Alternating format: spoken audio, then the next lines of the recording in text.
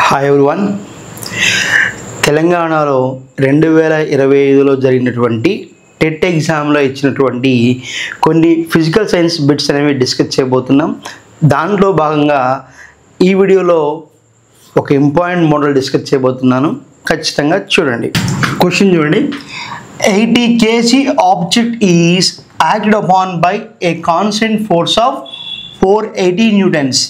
Then acceleration of the object is 80 కిలోల వస్తువుపై 480 న్యూటన్ల స్థిర బలం పనిచేస్తుంది.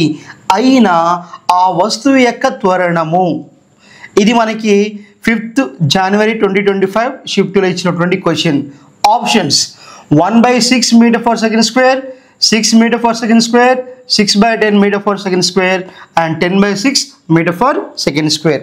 ఇది మనకి ఇచ్చినటువంటి క్వశ్చన్ ఇచ్చినప్పుడు ఫస్ట్ మనకి ఆ క్వశ్చన్లో ఏమేమి ఇచ్చాడు, వాటిని ఏమనుకుంటాము ఫస్ట్ మనకు తెలిస్తే ఏ ఫామ్లో ఇచ్చారో అర్థమవుతుంది. మనకి ఫస్ట్ ఏమి ఇచ్చాడు, 80 kg అన్నాడు. 80 kg అంటే అర్థమైంది, అది మాస్, ద్రవ్యరాశి. సో వాడు ఇచ్చినటువంటి మాస్ ఎంత, సో ద్రవ్యరాశి ఇచ్చాడు ఎంతది, 80 kg అని ఇచ్చాడు. ఇచ్చినప్పుడు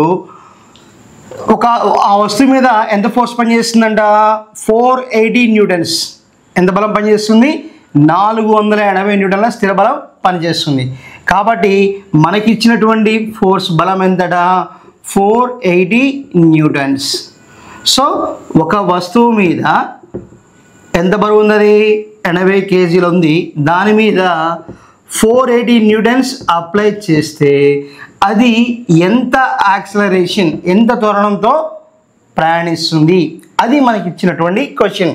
సో అంటే ఇక్కడ ఎం ఉంది, ఎఫ్ ఉంది, మనం కనుక్కోవాల్సింది ఏ, ఎం, ఎఫ్, ఏ. వీటి మధ్యలో ఒక ఫార్ములా ఉంటుంది, అది మనకి F is equals to MA.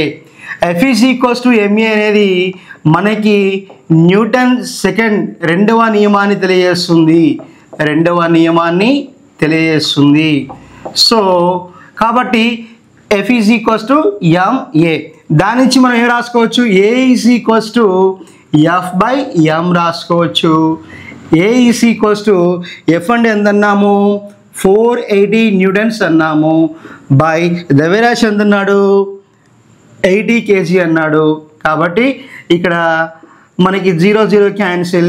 A is equals to 48/8 ఇచ్చాడు. 8 1s are 8 6s are. So కాబట్టి A is equals what, 6 metre per second square. Acceleration the 6 metre per second square. So కాబట్టి మనకిచ్చిన ఆప్షన్స్లో option B is the correct one.